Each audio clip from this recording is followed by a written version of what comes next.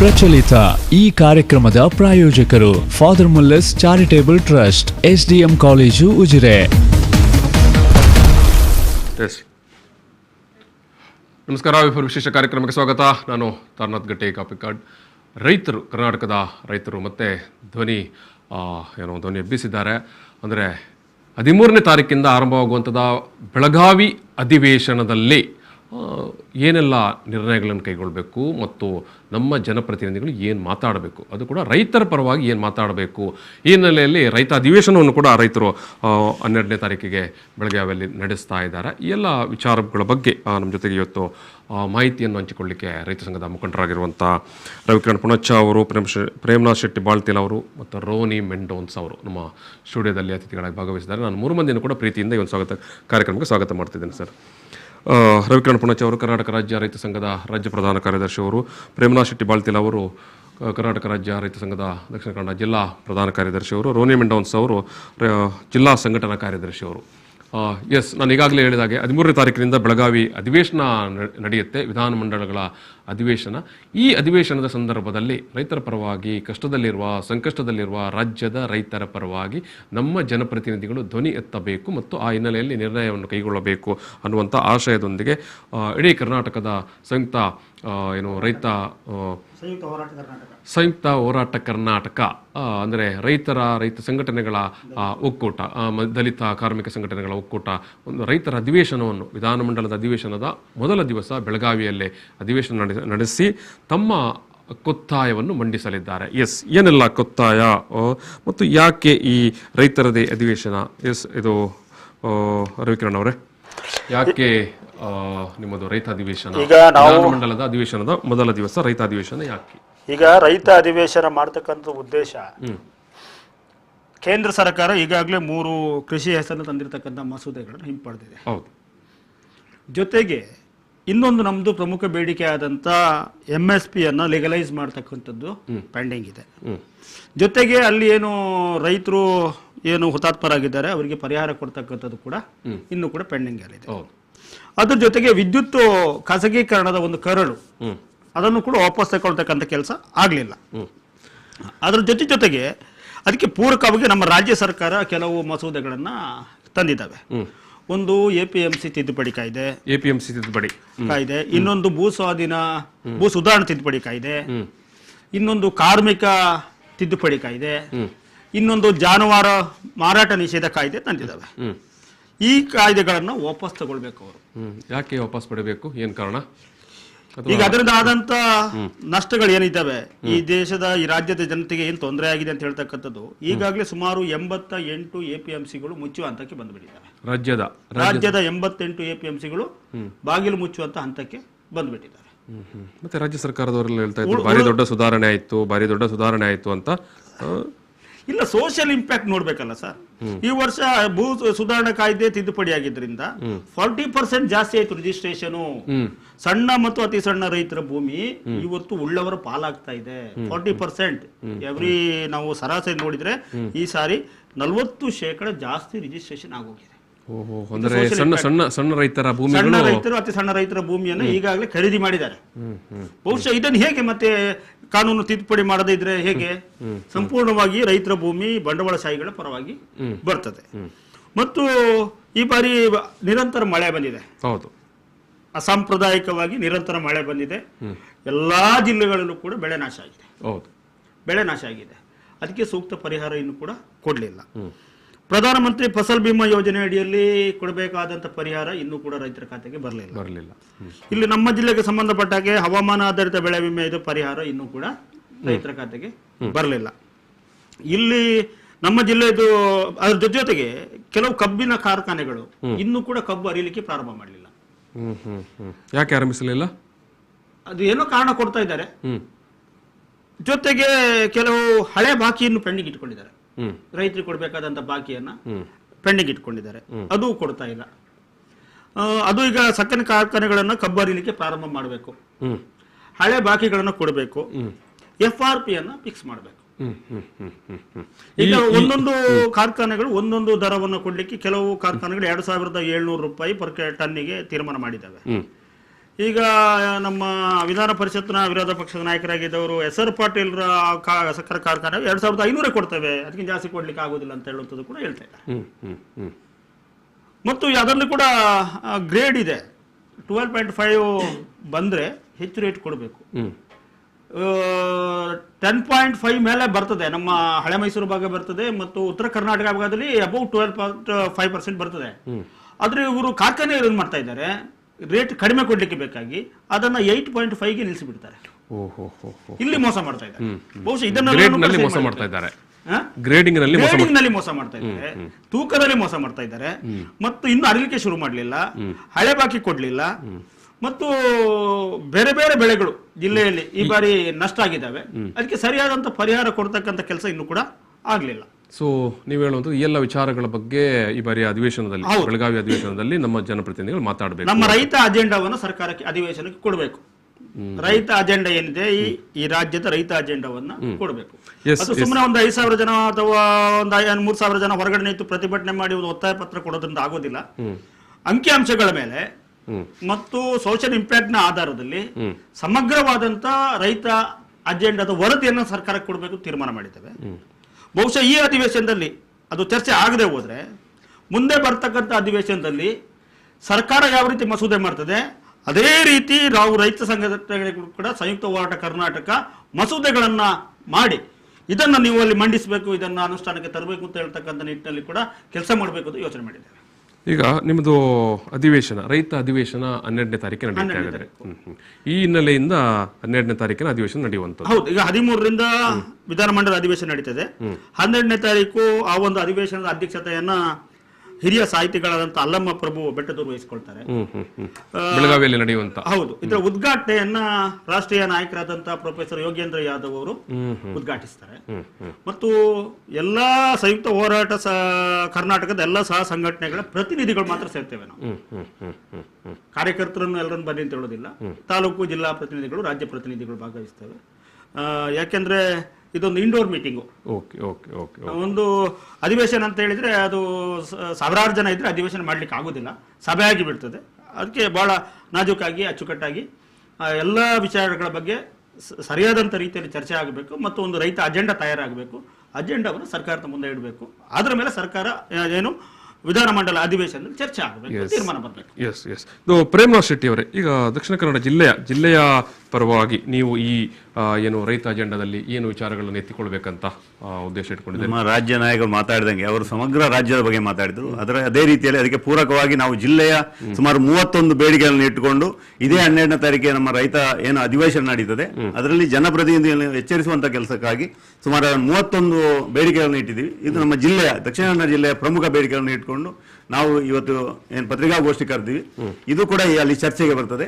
ಏನಿದೆ ಈ ನಿಮ್ಮ ಪ್ರಮುಖ ಬೇಡಿಕೆಗಳಲ್ಲಿ ನಮ್ಮಲ್ಲಿ ಈಗ ಜನಜೀವನಕ್ಕೆ ಹಾಗೂ ಅರಣ್ಯಕ್ಕೆ ಪೆಟ್ಟು ಕೊಡುವಂತ ದೊಡ್ಡ ಮಾತ್ರವಾದ ಒಂದು ಕಾರಿಡಾರ್ ಇಲ್ಲಿ ಏನು 400 KV ಒಂದು ಕಾರಿಡಾರ್ ಯೋಜನೆಯಲ್ಲಿ ಜಾರಿಗೆ ತರಲಿಕ್ಕೆ ಹೊರಟಿದೆ ಜಿಲ್ಲಾಡಳಿತ. ಅದರ ವಿರುದ್ಧ ನಾವು ತೀವ್ರವಾದ ಪ್ರತಿಭಟನೆಯನ್ನು ಇಲ್ಲಿ ಇವತ್ತಿಗೆ 1 ವರ್ಷ ಆಯ್ತು. ನಾವು ಪ್ರತಿಭಟನೆಯನ್ನು ಪ್ರಥಮವಾಗಿ ಕೈಗೆತ್ತಿಕೊಂಡಿದ್ದೇ ನಾವು ಕರ್ನಾಟಕ ರಾಜ್ಯ ರೈತ ಸಂಘ ಪುಟ್ಟಣ್ಣ ಹೆಬ್ಬಣದಿಂದ ನಾವು ಪ್ರಥಮ ಹೋರಾಟವನ್ನು ಮಾಡಿದ್ವಿ. ಆಮೇಲೆ ಜನರ ಪ್ರತಿನಿಧಿಗಳ ಕಿವಿಗೆ ಬಿತ್ತು, ಅವರನ್ನು ಗಮನ ಸೆಳೆದ್ವಿ ನಾವು. ಆನಂತರದಲ್ಲಿ ಬೇರೆ ಬೇರೆ ಹೋರಾಟ ಸಮಿತಿಗಳಾದವು. ವಿರೋಧ ಪಕ್ಷದ ಅವರು ಕೂಡ ಇವತ್ತೇನೋ ಒಂದು ಇಂಡೋರ್ ಮೀಟಿಂಗ್ ಕರೆದಿದ್ದಾರೆ, ನಮ್ಮನ್ನು ಆಹ್ವಾನಿಸಿದ್ರು. ನಾವು ಪ್ರತ್ಯೇಕವಾಗಿ ನಾವು ಅದರ ಹೋರಾಟವನ್ನು ಇಟ್ಕೊಂಡ ಕಾರಣದಿಂದ ನಾವು ಇವತ್ತು ಭಾಗಿಯಾಗಿಲ್ಲ. ಹೋರಾಟ ಏನೇ ಇರಬಹುದು, ಒಟ್ಟಾರೆಯಾಗಿ ಈ ಜಿಲ್ಲೆಯಲ್ಲಿ ಆ ಯೋಜನೆ ಅನುಷ್ಠಾನಕ್ಕೆ ಬರಲೇಬಾರದು. ಅದರಲ್ಲಿ ನಮ್ಮ ಜಿಲ್ಲಾಧಿಕಾರಿ ಉದ್ದೇಡವನ್ನು ತೋರ್ತಾ ಇದ್ದಾರೆ. ರೈತರ ಕೃಷಿ ಭೂಮಿಯಲ್ಲಿ ಹಾದು ಹೋಗ್ತದೆ, ರೈತರನ್ನು ನೀವು ವಿಶ್ವಾಸಕ್ಕೆ ತಗೊಂಡು ಈ ಕಾಮಗಾರಿಯನ್ನು ಕೈಗೆತ್ತಿಕೋಬೇಕಂತ ನಾವು ಹಲವು ಬಾರಿ ಅವರಿಗೆ ಒತ್ತಾಯವನ್ನು ಕೊಟ್ಟರೂ ಕೂಡ ಅವರು ನಮ್ಮ ರೈತರನ್ನು ಯಾವುದೇ ರೈತರ ಸಭೆ ಕರೆಯದೆ ಇವಾಗ ಏನಿದೆ ಅವರ ಅದು ಕೂಡ ಅದು ಸರ್ಕಾರದ ಯೋಜನೆ ಅಲ್ಲ, ಒಂದು ಖಾಸಗಿ ಯೋಜನೆ. UPCL ಅನ್ನೋ ಒಂದು ಅದಾನಿ ಒಂದು ಸಂಸ್ಥೆಗೆ ನೆರವಾಗುವ ರೀತಿಯಲ್ಲಿ ಇವತ್ತು ಜಿಲ್ಲಾಧಿಕಾರಿ ನಡ್ಕೋತಾ ಇದ್ದಾರೆ. ಅವರು ಇವತ್ತು ಈಗಾಗಲೇ ಸರ್ಕಾರಿ ಭೂಮಿಯಲ್ಲಿ ಅವರ ಗೋಪುರಗಳನ್ನು ನಿರ್ಮಿಸಲಿಕ್ಕೆ ಇದೇ ಡಿಸೆಂಬರ್ 15ನೇ ತಾರೀಕಿಂದ ಅವರಿಗೆ ಆದೇಶವನ್ನು ಕೊಟ್ಟಿದ್ದಾರೆ, ಅವಕಾಶವನ್ನು ಮಾಡಿಕೊಟ್ಟಿದ್ದಾರೆ. ತದನಂತರದಲ್ಲಿ ರೈತರ ಜಮೀನನ್ನು ಕಬಲಿಸುವಂತ ಹುನ್ನಾರ ನಡೆಸಿದ್ದಾರೆ. ಇದರಿಂದಾಗಿ ನಾವು ಈ ಹೋರಾಟವನ್ನು ನಾವು ರಾಜ್ಯ ಮಟ್ಟಕ್ಕೆ ತಗೊಂಡು ಹೋಗ್ಬೇಕಂತ ನಮ್ಮ ಏನು 7 ಶಾಸಕರಿದ್ದಾರೆ, 2 ವಿಧಾನ ಪರಿಷತ್ ಸದಸ್ಯರೇನಿದ್ದಾರೆ, 3 ವಿಧಾನ ಪರಿಷತ್ ಸದಸ್ಯರಿದ್ದಾರೆ, ಉಸ್ತುವಾರಿ ಮಂತ್ರಿಗಳಿದ್ದಾರೆ, ಅವರ ಗಮನಕ್ಕೂ ತಂದು ಪ್ರಮುಖವಾಗಿ 3 ತಾಲೂಕುಗಳಲ್ಲಿ ಈ ಹಾದು ಹೋಗ್ತದೆ ಈ 400 ಕೆವಿ. ಅದರಲ್ಲಿ ಪುತ್ತೂರು ಕ್ಷೇತ್ರ ಶಾಸಕರ ಕ್ಷೇತ್ರ ಬರ್ತದೆ, ಆಮೇಲೆ ನಮ್ಮ ಬಂಟ್ವಾಳ ಕ್ಷೇತ್ರ ಶಾಸಕರ ಕ್ಷೇತ್ರ ಬರ್ತದೆ, ಜೊತೆಯಲ್ಲಿ ಮೂಡುಬಿದಿರೆ ಶಾಸಕರ ಉಮನಾಥ್ ಕೋಟ್ಯಾನವರ ಕ್ಷೇತ್ರ ಕೂಡ ಬರ್ತದೆ. ಈ 3 ಶಾಸಕರಿಗೆ ನಾವು ಪ್ರಮುಖ ಒತ್ತಾಯ ಮಾಡ್ತೀವಿ, ಇದನ್ನು ನೀವು ನಾಳೆ ದಿನ ಬೆಳಗಾವಿ ಅಧಿವೇಶನದಲ್ಲಿ ನೀವು ಧ್ವನಿ ಎತ್ತಬೇಕು. ಈ ಏನು ಕಾಮಗಾರಿಗೆ ಈ ಖಾಸಗಿ ಕಾಮಗಾರಿ ಇಲ್ಲಿ ನಡೀತದೆ, ಇದನ್ನು ತಡೆಯುವಂತ ಕೆಲಸವನ್ನು ಇವರು ಮಾಡಬೇಕಂತ ಈ ಒತ್ತಾಯದಲ್ಲೂ ಇದೆ. ಅದರ ಜೊತೆಯಲ್ಲಿ ಸುಮಾರು ಅನೇಕ ಬೇಡಿಕೆಗಳನ್ನು ಇಟ್ಟಿದ್ದೀವಿ. ಭತ್ತದ ಬೆಳೆಗಾರರ ಬೇಡಿಕೆಯನ್ನು ಇಟ್ಟಿದ್ದೀವಿ, ಎಲೆ ಹಳದಿ ರೋಗದ ರೈತರ, ಸುಳ್ಯ ಭಾಗದ ರೈತರ ಬೇಡಿಕೆಯನ್ನು ಕೂಡ ಇಟ್ಟಿದ್ದೀವಿ. ಒಟ್ಟಾರೆಯಾಗಿ ನಾವು ಈ ಜಿಲ್ಲೆಯಿಂದ ಸುಮಾರು 31 ಬೇಡಿಕೆಯನ್ನು ನಮ್ಮ ರಾಜ್ಯ ನಾಯಕರ ಮೂಲಕ ಬೆಳಗಾವಿಯ ನಾವು ಏನು ಪರ್ಯಾಯ ಅಧಿವೇಶನ ಇದೆ ಅದರಲ್ಲಿ ನಾವು ಚರ್ಚೆಗೆ ಇಟ್ಟಿದ್ದೀವಿ. ರೈತ ಅಧಿವೇಶನದಲ್ಲಿ ಚರ್ಚೆಗೆ ಇಟ್ಟಿದ್ದೀವಿ. ಅದು ಚರ್ಚೆ ಆಗಬೇಕು. ಜೊತೆಯಲ್ಲಿ ಸರ್ಕಾರಕ್ಕೆ ತಲುಪುವಂತ ನಿಟ್ಟಿನಲ್ಲಿ ನಾವು ಇವತ್ತು ಏನು ಈ ನಮ್ಮ ಬೇಡಿಕೆ ಇದೆ ಎಲ್ಲಾ ಶಾಸಕರಿಗೂ ಹಾಗೂ ಜಿಲ್ಲಾಧಿಕಾರಿಗಳಿಗೆ, ಮುಖ್ಯಮಂತ್ರಿಗಳಿಗೆ, ವಿರೋಧ ಪಕ್ಷ ನಾಯಕರಿಗೆ ಇವತ್ತು ಅಕ್ನಾಲಜ್ಮೆಂಟ್ ಇತ್ತು, ರಿಜಿಸ್ಟರ್ ಪೋಸ್ಟ್ ಮಾಡಿದೀವಿ ಇವತ್ತು. ಇದನ್ನು ರೋನಿ ಮೆಂಡನ್ಸ್ ಅವರೇ, ನೀವು ಏನು ಬೇಡಿಕೆಗಳನ್ನು ಇಟ್ಟಿದ್ದೀರಿ? ಸರ್, ನಾವು ಮೂಡುಬಿದಿರೆ ಪುರಸಭೆ ಆಗಿದೆ. ಅದು ಮೂಡುಬಿದಿರೆ ಪುರಸಭೆ ಸಮರ್ಪಕ ನಿಮ್ಮ ಊರು ನಮ್ಮ ಹುಟ್ಟಿದ ಊರು. ಒಂದು ಒಳ್ಳೆ ಒಳಚರಂಡಿ ವ್ಯವಸ್ಥೆ ಇಲ್ಲ. ಇದು ಮೂಡುಬಿದಿರೆ ಒಂದು ಜೈನ ಕಾಶಿಯಾಗಿ ವಿದ್ಯಾಕಾಶಿಯಾಗಿ 18 ಬಸದಿ, 18 ಒಳಚರಂಡಿ ವ್ಯವಸ್ಥೆ ಇಲ್ಲದಿದ್ದರೆ ರೈತರಿಗೆ ಏನು ಸಮಸ್ಯೆ? ಒಳಚರಂಡಿ ಅಂದ್ರೆ ರೈತರ ಎಲ್ಲ ಜಮೀನುಗಳು ತಗ್ಗು ಪ್ರದೇಶ ಇರ್ತದೆ. ಮೂಡುಬಿದಿರೆ ಸಿಟಿ ಸ್ವಲ್ಪ ಎತ್ತರ ಇದ್ದು ತಗ್ಗು ಪ್ರದೇಶ. ನಮ್ದು ಪ್ರಾಂತ್ಯ ಗ್ರಾಮದಲ್ಲಿ ಕಲ್ಸಂಗ ಮತ್ತೆ ಪುತ್ತಿಗೆ ಗ್ರಾಮ, ಕೆಳಗೆ ತೋಟ ಇರುವುದು, ಗದ್ದೆ ಇರುವುದು. ಇಡೀ ಮೂಡುಬಿದಿರೆ ಪುರಸಭೆ ಸ್ವಲ್ಪ ಹೈಟ್ನಲ್ಲಿ ಇರುತ್ತದೆ. ಆ ನೀರನ್ನು ಪುರಸಭೆ ಚರಂಡಿಗಳೆಲ್ಲ ಮಳೆ ನೀರು ಹೋಗುವ ಚರಂಡಿಗಳಿಗೆ ಬಿಟ್ಟು ಆ ನೀರನ್ನು ತೋಡಿಗೆ ಹೋಗ್ತದೆ. ಅದಕ್ಕೆ ಸಮರ್ಪಕವಾದ ತಡೆಗೋಡೆಗಳು ಮಾಡ್ತಾ ಇಲ್ಲ. ಈ ಬಗ್ಗೆ ನಾವು ಸುಮಾರು ಗದ್ದೆಗಳಿಗೆ ತೋಟಗಳಿಗೆ ಹೋಗ್ತದೆ. ಹೈಟ್ ಸೆಟಿ ಉಂಟು, ಈ ತೋಟಗಳೆಲ್ಲ ಡೌನ್ ಉಂಟು. ಸೊ ಹೈಟ್ ಇಂದ ಇಳಿದ ನೀರು ಸಮರ್ಪಕ ತೋಡಿಗೆ ಹೋಗಿ ಚರಂಡಿಗೆ ಹೋಗಿ ಈ ಕೊಳಚೆ ತ್ಯಾಜ್ಯಗಳು ನಗರದ್ದು ಎಲ್ಲ ಬಂದು ಆ ಗದ್ದೆ ಮತ್ತು ತೋಟಕ್ಕೆ ಸೇರಿರುತ್ತೆ. ಮೊದಲು ಅಲ್ಲಿ ಎದ್ದಿರ್ಲಿಲ್ಲ, ಸಿಟಿ ಇಂಪ್ರೂವ್ ಆಗ್ಲಿಲ್ಲ. ಸಿಟಿ ಇಂಪ್ರೂವ್ ಆಗಿದೆ, ಶಾಲಾ ಕಾಲೇಜುಗಳು ಆಗಿದೆ, ಹಾಸ್ಟೆಲ್ಗಳಿದ್ದಾವೆ, ಕಲ್ಯಾಣ ಮಂಟಪಗಳಿವೆ. ಇದಕ್ಕೆ ಸಮರ್ಪಕವಾಗಿ ಒಳಚರಂಡಿ ಇಲ್ಲ. ಮೂಡುಬಿದಿರೆ ಪಾಲ್ಗುಡಿ ನದಿಗೆ 2 ಕಡೆ ಅಣೆಕಟ್ಟು ಮಾಡಿ ಮೂಡುಬಿದಿರೆ ಕುಡಿಯುವ ನೀರನ್ನು ಸರಬರಾಜು ಮಾಡಿದ್ದಾರೆ. ಪುಚ್ಚಮಗರು ಮತ್ತು ಕಾರಿಂಜಲ 2 ಕಡೆ ಆ ನೀರನ್ನು ವೇಸ್ಟೇಜ್ ಸಮರ್ಪಕವಾಗಿ ಡಿಸ್ಚಾರ್ಜ್ ಮಾಡೋ ಯೋಗ್ಯತೆ ಪುರಸಭೆಗೆ ಇಲ್ಲ. ನಾವು ಎಷ್ಟೋ ಸತಿ ಪ್ರತಿಭಟನೆ ಮಾಡಿದ್ದೇವೆ, ಮೂಡುಬಿದಿರೆ ಪ್ರತಿಭಟನೆ ಮಾಡಿದ್ದೇವೆ. ಮೂಡುಬಿದಿರ ಕಲ್ಸಂಗದೋಡಿಂದ ನಾಗರಹಟ್ಟೆ ಕಲ್ಸಂಗದೋಡಿಂದ ಮೂಡುಬಿದಿರೆ ನಾಡಕಚೇರಿಗೆ ಬಂದು ನಾವು ಪ್ರತಿಭಟನೆ ಮಾಡಿದ್ದೇವೆ. ಸಿದ್ದರಾಮಯ್ಯ ಸರ್ಕಾರ ಕೊಟ್ಟಿದೆ, ಕುಮಾರಸ್ವಾಮಿ ಸರ್ಕಾರ ಕೊಟ್ಟಿವೆ, ಯಡಿಯೂರಪ್ಪ ಸರ್ಕಾರ ಕೊಟ್ಟಿದೆ, ಮನೆ ಕೊಟ್ಟಿದೆ. ಎಲ್ಲಾ ಸರ್ಕಾರಕ್ಕೂ ಎಲ್ಲಾ ಸರ್ಕಾರ 3 ಲಕ್ಷ ಕೊಟ್ಟಿದೆ. 3 ಆಡಳಿತ ಪಕ್ಷ ಅಂದ್ರೆ ಜೆಡಿಎಸ್, ಕಾಂಗ್ರೆಸ್ ಮತ್ತೆ ಬಿಜೆಪಿ 3 ಸರ್ಕಾರಗಳು ಮೂಡುಬಿದಿರೆ ಮುನ್ಸಿಪಾಲಿಟಿ, ಈಗ ಬಿಜೆಪಿ ಸರ್ಕಾರಗಳಿದೆ. 3 ಸರ್ಕಾರಗಳು ಆಡಳಿತ ಮಾಡಿದ್ದೇವೆ, ಆದ್ರೆ ಅದಕ್ಕೆ ಒಂದು ಒಳ್ಳೆ ವ್ಯವಸ್ಥೆ ಮಾಡಲಿಲ್ಲ. ಸೊ ಇದರಿಂದಾಗಿ ನೀವು ಹೇಳುವಂಥದ್ದು ನಿಮ್ಮ ಸ್ಥಳೀಯ ರೈತರಿಗೆ ಇವತ್ತು ತೊಂದರೆ ಆಗಿದೆ ಅಂತ. ಇವತ್ತು ಭಾರತ ದೇಶದ ಕಾನ್ಸ್ಟಿಟ್ಯೂಷನ್ ಆರ್ಟಿಕಲ್ 21 ಏನು ಹೇಳ್ತಿದೆ? ಒಳ್ಳೆಯ ನೀರು, ಒಳ್ಳೆಯ ಮಲಿನ ಮುಕ್ತವಾದ ನೀರು, ಪರಿಸರ ಕೊಡಬೇಕು ಅಂತ ಹೇಳ್ತಿದೆ. ಇದು ನಾವು ಮನವಿ ಕೊಡುವುದಲ್ಲ, ಇದು ರಾಜ್ಯ ಸರ್ಕಾರದ ಮತ್ತು ಅಧಿಕಾರಿಗಳ ಕರ್ತವ್ಯ ಎಂದು ಸುಪ್ರೀಂ ಕೋರ್ಟ್ ಇಂಥ ನೋಟಿಸ್ ಕೂಡ ಕಳಿಸಿದೆ. ಈಗ ಆ ವಿಚಾರವಾಗಿ ಬೆಳಗಾವಿ ಅಧಿವೇಶನದಲ್ಲಿ ನಿಮ್ಮ ಪ್ರತಿನಿಧಿಗಳು ಮಾತಾಡಬೇಕಂತ ಮಾತಾಡ್ತಾರಂತ ನೋಡೋಣ. ಹೇಳಿದಿರಿ ಎಷ್ಟು 3 ಸರ್ಕಾರಗಳಿಗೂ ಮನವಿ ಕೊಟ್ಟಿದ್ದೇವೆ ಅಂತ. ಇದು ರವಿ ಪುಣಚ ಅವರೇ, ಈಗ ನೀವು ಅಧಿವೇಶನದ ಏನು ನಿಮ್ಮ ರೈತ ಅಧಿವೇಶನದಲ್ಲಿ ಇಟ್ಟಿರುವಂತಹ ಬೇಡಿಕೆ ಈಗಾಗಲೇ ನೀವು ಹೇಳಿದ್ರಿ, APMCಗೆ ಭಾರಿ ದೊಡ್ಡ ತೊಂದರೆ ಎದುರಾಗಿದೆ, ಬಾಗಿಲು ಮುಚ್ಚುವಂತ ಒಂದು ಸನ್ನಿವೇಶ ಎದುರಾಗಿದೆ ಅಂತ.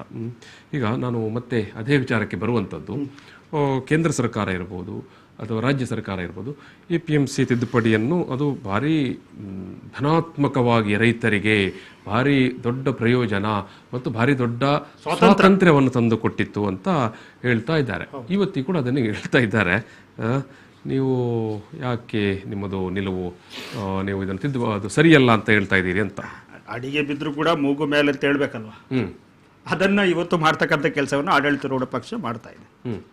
ಅವರಿಗೆ ಅದರ ಅರಿವಾಗಿದೆ. ಈಗ ರಾಜ್ಯ ಸರ್ಕಾರಕ್ಕೆ ಅರಿವಾಗಿದೆ, ಗೊತ್ತಿಲ್ವಾ? APMC ಎಷ್ಟು 88 APMCಗಳು ಇವತ್ತು ಯಾಕೆ ನಷ್ಟದಲ್ಲಿದ್ದೇವೆ, ನಷ್ಟಕ್ಕೆ ಬಂದಿದ್ದಾವೆ, ಬಾಗಿಲ ಮುಚ್ಚು ಹಂತಕ್ಕೆ ಬಂದಿದ್ದಾವೆ ಅಂತ ಹೇಳುದು ಗೊತ್ತಿಲ್ವಾ? ಸಹಕಾರ ಮಂತ್ರಿಗಳು, APMC ಮಂತ್ರಿಗಳು ಏನ್ ಮಾಡ್ತಿದ್ದಾರೆ? ಅವ್ರು ಹೇಳ್ಬೇಕು ತಾನೆ, ಯಾಕೆ ಬಂದಿದೆ ಈ ಪರಿಸ್ಥಿತಿ, ಯಾವ್ದ್ರಿಂದಾಗಿ ಬಂತು? ಈಗ APMC ಆವರಣದ ಒಳಗಡೆ ರಾಜ್ಯ ಸರ್ಕಾರದ ಏನು ವ್ಯಾಪ್ತಿಯ ಅಧಿಕಾರ ವ್ಯಾಪ್ತಿಯಲ್ಲಿ ಅದು ನಡೆಸಬೇಕು, ಸೆಸ್ಸು ತೆರಿಗೆ ಎಲ್ಲ ನಡೀತದೆ. ಅಲ್ಲಿದ್ದ ವ್ಯಾಪಾರಸ್ಥರೇ ಹೊರಗಡೆ ಬಂದು ಖರೀದಿ ಮಾಡಿದ್ರೆ ಇಲ್ಲ. ರೈತರು ಎಲ್ಲಿ ಕೂಡ ತಮ್ಮ ಉತ್ಪನ್ನಗಳನ್ನು ಮಾರಾಟ ಮಾಡುವ ಸ್ವಾತಂತ್ರ್ಯ ಕೊಟ್ಟದ್ದು ಅಂತ ಹೇಳೋದಲ್ವಾ ಈಗ ಅಲ್ಲ, ಸ್ವತಂತ್ರ ಕೊಟ್ಟದ್ರಿಂದ APMCಗಳು ಮುಚ್ಚಿತ್ತಲ್ಲ, ಮುಚ್ಚಿದ ಹಂಚಿಕೆ ಬಂತಲ್ಲ, ಇದಕ್ಕೆ ಉತ್ತರ ಕೊಡ್ಬೇಕಾದ್ ಯಾರು? ಸರ್ಕಾರ. ಯಾರು ಸಮರ್ಥನೆ ಮಾಡ್ತಾ ಇದ್ದೀರಿ, ನೀವು ಕೊಡಬೇಕು. ಎಲ್ಲಿದೆ ಮಾರ್ಕೆಟು? 27% ಮಾತ್ರ ಬರ್ತಿದ್ದದ್ದು APMCಗೆ, ಉಳಿದಂತ 73% ಓಪನ್ ಮಾರ್ಕೆಟ್ ಅಲ್ಲೇ ಸೇಲ್ ಆಗ್ತಿತ್ತಲ್ವಾ ಮೊದಲು ಕೂಡ. ಆದ್ರೆ ಈಗ 27% ಏನು APMC ಥ್ರೂ ವ್ಯಾಪಾರ ಆಗ್ತಿತ್ತು. ಈಗ ಆ 88 APMCಗಳು ದೊಡ್ಡ APMCಗಳೇ ಇವತ್ತು ಮುಚ್ಚುವ ಹಂತಕ್ಕೆ ಬಂದಿದೆ ಅಂತಾದ್ರೆ ಅದನ್ನು ಯಾವ ರೀತಿ ಸಮರ್ಥನೆ ಮಾಡ್ತೀರಿ ನೀವು? ದಲ್ಲಾಳಿಗಳ ಪರವಾಗಿ ರೈತರ ಸಂಘದವರೆಲ್ಲ ಮಾತಾಡ್ತಾರೆ ಅಂತ ನಾನು ಹಿಂದೆ ಕೂಡ ಚರ್ಚೆ ಮಾಡಿದ್ದೀನಿ ಸರ್.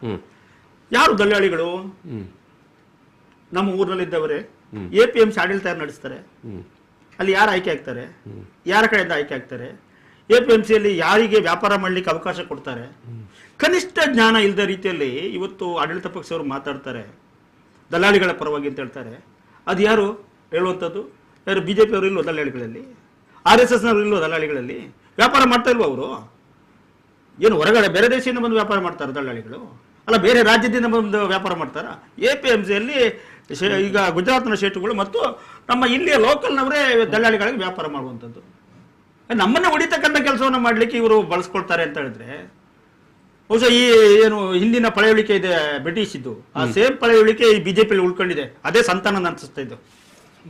ಇದು ಪ್ರೇಮ್ನಾಥ್ ಶೆಟ್ಟಿ ಅವರೇ, ಕರಾವಳಿಯ ಭತ್ತದ ಪ್ಯಾಕೇಜ್ ಅಥವಾ ಕರಾವಳಿ ಭತ್ತ ಬೆಳೆಗಾರರಿಗೆ ಕರಾವಳಿ ಪ್ಯಾಕೇಜ್ ಅಂತ ಈ ಹಿಂದೆ ಕುಮಾರಸ್ವಾಮಿ ಅವರ ಸರ್ಕಾರ ಘೋಷಣೆ ಮಾಡಿತ್ತು. ಮತ್ತೆ ಆನಂತರದ್ದು ಅಲ್ಲಿಗೆ ಬಿದ್ದೋಯ್ತು. ಕಳೆದ 3 ವರ್ಷಗಳಿಂದ ಭತ್ತ ಬೆಳೆಗಾರರು ನಮ್ಮ ಕರಾವಳಿ ಭಾಗದಲ್ಲಿ ದೊಡ್ಡ ಸಂಖ್ಯೆಯಲ್ಲಿದ್ದಾರೆ, ಮತ್ತೆ ಮೇಲಿನ ಭಾಗದಲ್ಲಿ ಕೂಡ ದೊಡ್ಡ ಮಟ್ಟದಲ್ಲಿ ಇದ್ದಾರೆ. ಎಸ್, ಇದರ ಬಗ್ಗೆ ಕೂಡ ನೀವು ಈ ಒಂದು ಉಲ್ಲೇಖ ಮಾಡಿದೀವಿ. ಏನು ವಿಚಾರ? ಈ ವರ್ಷ ಭತ್ತದ ಬೇಸಾಯ ಜಾಸ್ತಿ ಆಗಿದೆ. ಈ ಕೊರೋನಾ ಸಂಕಷ್ಟದಿಂದಾಗಿ ಯುವಕರೆಲ್ಲ ಊರು ಕಡೆ ತಮ್ಮ ಊರುಗಳಿಗೆ ಬಂದು ಸಿಟಿಯಲ್ಲಿ ಅವರಿಗೆ ಜೀವನ ಕಷ್ಟ ಸಾಧ್ಯ ಆದಾಗ ತನ್ನ ಹಿರಿಯರು ಮಾಡಿದ ಅಡಿಲು ಭೂಮಿಯನ್ನೆಲ್ಲ ಜಮೀನನ್ನು ಕೃಷಿ ಮಾಡಿ ಇವತ್ತು ಭತ್ತ ಬೆಳೆ ನಮ್ಮ ಜಿಲ್ಲೆಯಲ್ಲೂ ಕೂಡ ಸ್ವಲ್ಪ ಜಾಸ್ತಿ ಆಗಿದೆ. ಇವತ್ತಿನ ಖರ್ಚು ವೆಚ್ಚ ನಾನು ಕೂಡ ಸ್ವತಃ ಮಾಡಿ ನೋಡಿದ್ದೀನಿ. ಇವತ್ತಿನ ಖರ್ಚು ವೆಚ್ಚಗಳು ನೋಡಿದಾಗ ಭತ್ತದ ಬೆಳೆಗಾರರಿಗೆ ತುಂಬಾ ಅನ್ಯಾಯ ಆಗಿದೆ. ನಮಗೆ ಹೊಟ್ಟೆ ಉರಿತದೆ. ಏನಂದ್ರೆ ಸರ್ಕಾರ ನಿಮ್ಗೆ ಬೆಂಬಲ ಬೆಲೆ ಖರೀದಿ ಕೇಂದ್ರಗಳನ್ನು ತೆರೆಯದೆ ಬೆಂಬಲ ಬೆಲೆ ಘೋಷಣೆ ಮಾಡಿದ್ರೆ ಅದನ್ನು ಖರೀದಿ ಮಾಡೋರು ಯಾರು?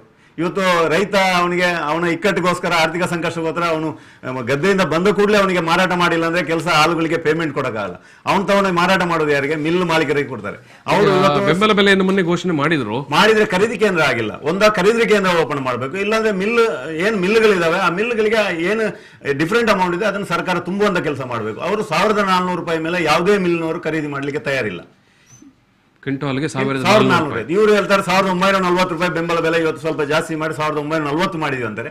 ಅದು ಎಲ್ಲೂ ಕೂಡ ಖರೀದಿ ಆಗಿಲ್ಲ. ಮೊನ್ನೆ ಬ್ರಹ್ಮಾವರದಲ್ಲಿ ನೀವೇ ನೋಡಿದ್ರಿ, ಏನ್ ನ್ಯಾಷನಲ್ ಹೈವೇನಲ್ಲಿ ಬಂದು ಭತ್ತ ತಗೊಂಡು ಹೊಡೆಯುವಂತ ಕೆಲಸ ಮಾಡಿದ್ರು. ಜನಪ್ರತಿನಿಧಿಗಳು ಹೋದ್ರು, ಅವರು ಆಶ್ವಾಸನೆ ಕೊಟ್ಟರು, ಆದ್ರೆ ಯಾವ್ದು ಜಾರಿಗೆ ಬಂದಿಲ್ಲ.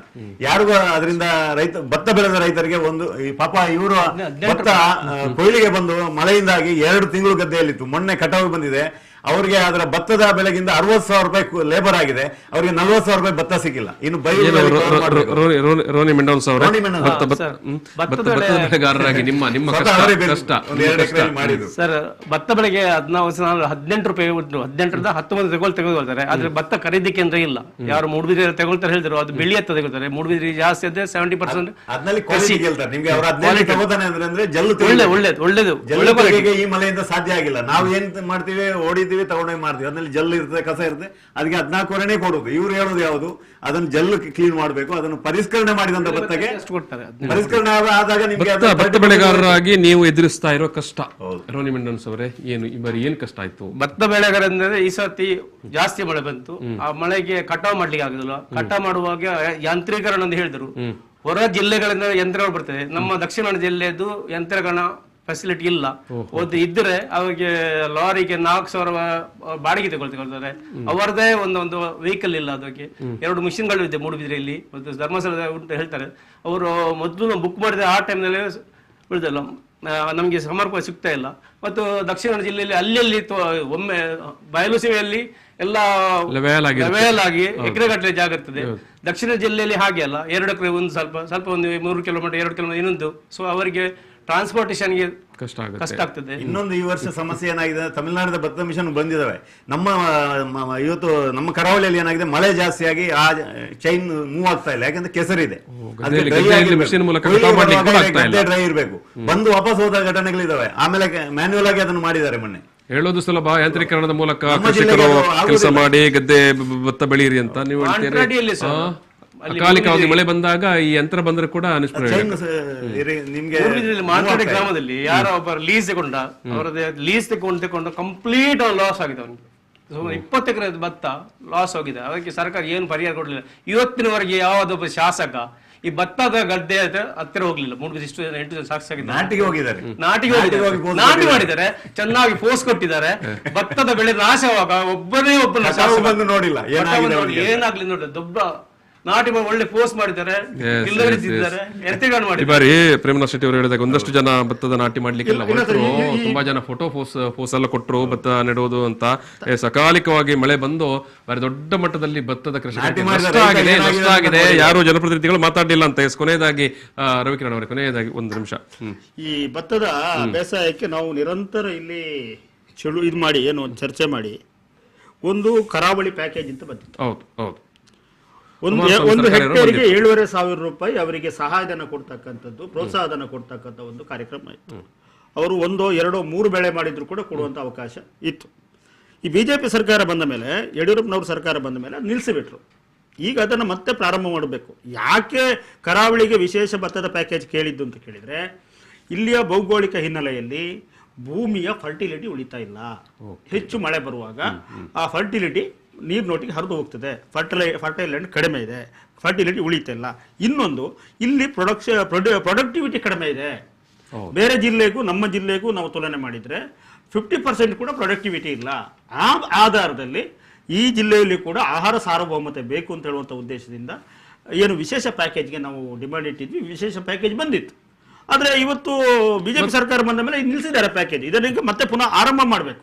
ಆರಂಭ ಮಾಡಿದ್ರೆ ಈಗ ರೋನಿ ಮೆಂಡನ್ಸ್ ಅವರು ಹೇಳಿದಾಗೆ ಒಂದಷ್ಟು ನಷ್ಟಕ್ಕೆ ಒಳಗಾದ ಸಂದರ್ಭದಲ್ಲಿ ಅದು ಸಣ್ಣ ಸಹಾಯ ಆದ್ರೂ 25 ರೂಪೀಸ್ ಅಂತ ಬೇಕು ಸರ್ ಭತ್ತಕ್ಕೆ 1 ಕೆಜಿ. ಈಗ 19-18 20-30 ರೂಪಾಯಿ ಬೇಕು. ಖರ್ಚು ಅಷ್ಟು ಉಂಟು.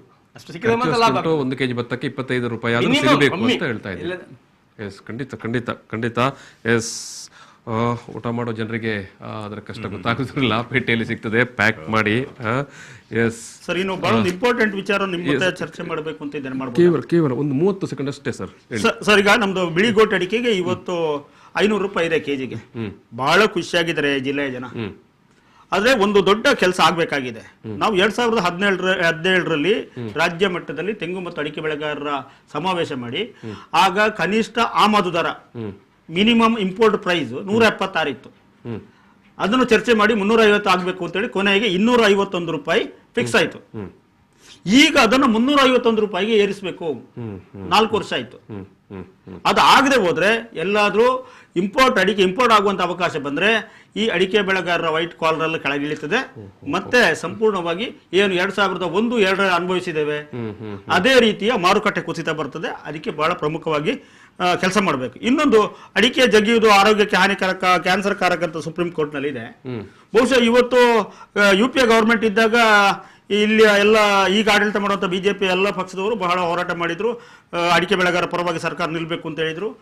ಇಲ್ಲಿ ಅಡಿಕೆ ಬಗ್ಗೆ ಚಳವಳಿ ಮಾಡಿದಂತ ಸದಾನಂದ ಗೌಡರು ಶಾಸಕರಾಗಿದ್ರು, MP ಆಗಿದ್ರು, ಮುಖ್ಯಮಂತ್ರಿ ಆಗಿದ್ರು, ಕೇಂದ್ರ ಸಚಿವರಾಗಿದ್ರು, ಕಾನೂನು ಸಚಿವರಾಗಿದ್ರು ಕೂಡ ಇವತ್ತು ಕೂಡ ಬಹಳಷ್ಟು ಸಂಶೋಧನೆಗಳು ಅಡಿಕೆ ಜಗಿಯೋದ್ರಿಂದ ಆರೋಗ್ಯಕ್ಕೆ ಹಾನಿಕಾರಕ ಅಲ್ಲ, ಆರೋಗ್ಯಕ್ಕೆ ಪೂರಕವಾದಂಥ ರಿಪೋರ್ಟ್ಗಳು ಬಂದಿದ್ದಾವೆ.